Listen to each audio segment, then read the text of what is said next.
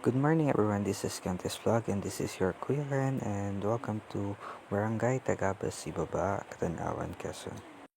Kitang-kita nyo naman na busy-busy ang mga iabab natin at akal sa paggawa ng ang tawag ba dyan is Niyubak or mas kilalang Bak sa iba.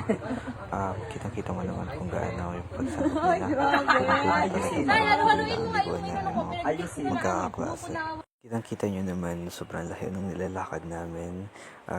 Parang mahigit 10 minutes, 15 minutes walk to sa klase namin. Yan, kitang-kita nyo si Kuya Kenyo, si Rex. Naglalakad kami. Sobrang pagod talaga, may dala-dala pa kami. At yan, makita natin ang entrance ng Tagabas or Busay Falls. Kitang-kita nyo naman talaga kung gaano talaga tulong-tulong ang magkaklase para lang matuloy talaga ang gala. At alam nyo, based on my experience, sobrang ganda talaga sa Tagabas. Ibaba, lalo-lalo na sa falls, kinakita nyo naman, oh. Diba, pakak, ganda, sarap.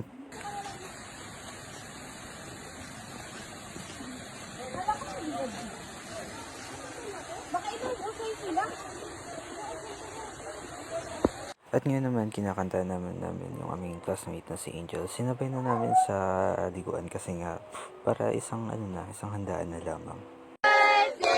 Happy birthday to you. Maligayang bati sa iyong kaarawan. Maligayang bati. Happy birthday, birthday mo pa. Happy birthday mo pa. Ilang taon ka na. Huwag naman ipakita na gutom na. At ngayon naman, kitang-kita nyo kung gaano kaganda ang Busay Falls din sa Katanawan. Kita pala namin ang aming department ng 1B at kitang-kita mo naman ang aming kaibigan na si Carolio at tatalon sana pero hindi marunong lumangoy at aliw talaga kung paano siya tumalon namin. Magpapanood ninyo.